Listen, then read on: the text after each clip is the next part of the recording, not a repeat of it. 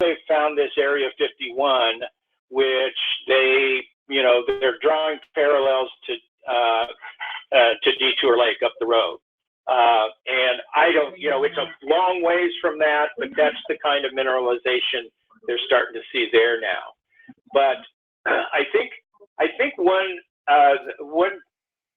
of our projects, or it's actually one of our partners, Gold Resource Corp, we really like this company. The market has, basically mixed feelings about them. They've been producing in Mexico for over 10 years. They've been profitable every year. They started producing in Mexico, and maybe it's 8 years, 2010.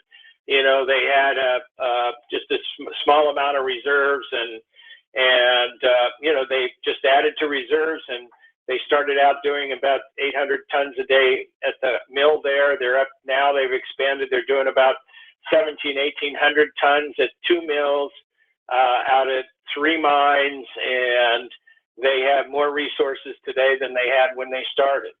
I think they only had a 4-year mine life when they started in 2010. So this is their MO.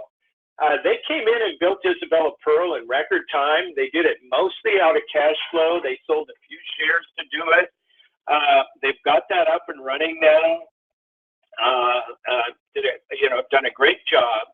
So if you look at Isabella at this slide here, we've helped them put together their whole Nevada mining unit. We've done 5 transactions with them since they got involved in Nevada. And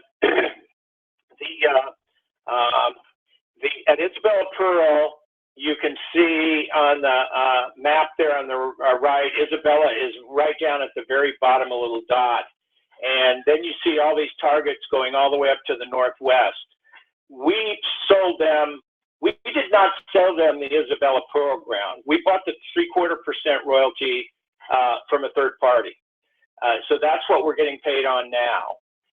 But then we sold them all this ground, all the exploration ground that they're drilling now, and everything to the northwest there. All those targets are on our ground, where we have a 2.5% royalty.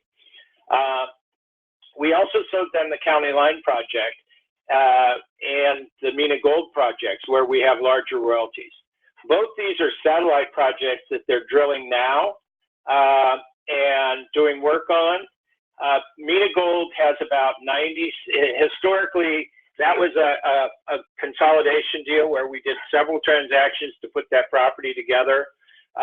It's got about 97,000 ounces, historic ounces, heap leach near surface. It's a couple grams per ton. County Line has about half that at about 3 grams per ton. They're exploring those 2 properties now. We're told they may sooner rather than later go ahead and permit and pull that 3-gram material out of County Line and truck it. But both the Mina Gold and the County Line will either become standalone satellite mines for them, or they will truck the ore. It's about 10 kilometers there in between those 3 the mine and those 2 projects.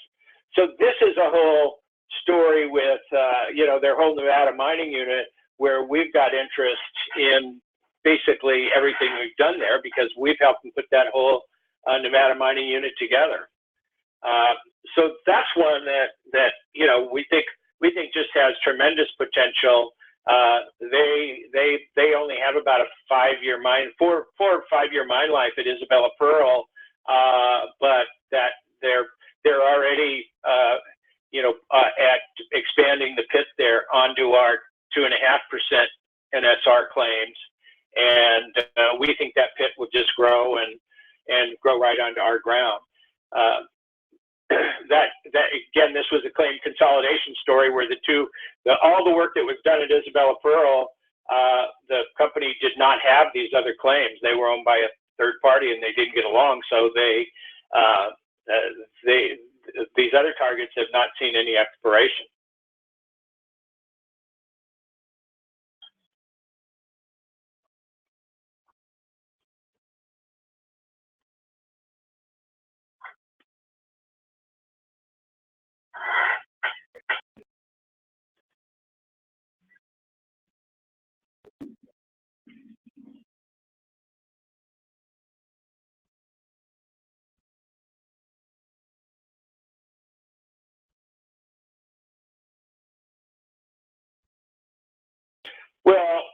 look, the Nevada is, it's now ranked as the #1 mining jurisdiction in the world by the Fraser Institute, which bases it on, a lot of factors.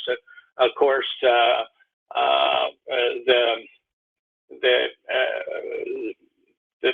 the political situation couldn't be more secure in Nevada, and so we have continued to see interest from companies coming in from Australia and other parts of the world. Expansion from the companies that are already there in Nevada. That's where they want to be. We are looking for a real opportunity this fall on the property front because of the Newmont Barrick joint venture. Newmont did not put all their Nevada properties into the joint venture, and they were only the ones that were in the Cortez and the Carlin Trend areas, around those the existing projects, and yet they've got properties all over. Now they have let go almost all of their Nevada people, and we think they're going to release a lot of properties. So, we think that's going to provide us a lot of potential. And I might say one other thing too, as far as the bad market and the upgrading. Our model has proven to have an advantage that nobody really foresaw when we first kind of introduced it. And everybody was so used to the joint venture model. But because we're optioning to these smaller companies 100% option contracts, they're able to actually upgrade in joint ventures. So we've had, in this tough market, we've had to renegotiate a few things, but the reason we renegotiated was because they had a new partner coming in that wanted to joint venture the project. So in the case of our Tuscarora royalty, was with American Pacific. They did a joint venture with OceanaGold, so we upgraded there. Our WEPA project with Valterra, they were struggling, but we're able to bring in an Australian joint venture partner. They were able to do this because they own 100%. If we were joint ventured with them, they wouldn't have those opportunities. So. While I'm on here, just because I happened to flip to this slide too, I just wanted to show you, Peter, is this Lincoln Hill is something else that, when you look at this on the map here, you can see what I talked about in the presentation of where that stage 6 leach pad is. Huge, 300 million tons. And right next to it, and where that sits in relation to that Lincoln Hill deposit. And this is again one that I don't think it'll be later this year when Corps puts out a feasibility study and begins the permitting process. But this is going to be an easy permit for them because it's going to be exploitation only as far as the mine. There's existing infrastructure and disturbance there, so it's not going to be a big deal for them. But they're going to be producing, and we think.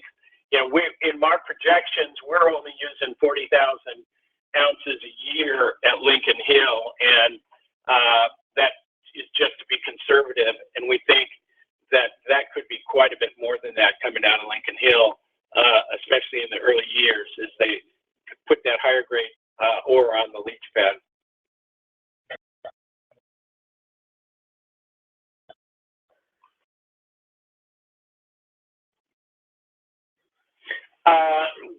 Well, we do have an area of interest, but it pretty much, if you look at that red circle, our area of interest pretty much covers that. It's a little wider than that when the red circle where the deposit is. It does go out a mile, but this is a big map here. If you look at it, this is about 2 miles per inch. So we're kind of in that upper middle part of that gray area, kind of surrounding that one blue claim that's in the middle there. But it doesn't go on to the Gold Ridge project. When you look over to the Wilco project they got, we do have an existing royalty there. that they picked up in this acquisition. This was the deal we originally had with Rye Patch at that Roselle property. And so, we've got some exploration ground over there, but it's going to be a long time before they get over there. John, thank you. John, thanks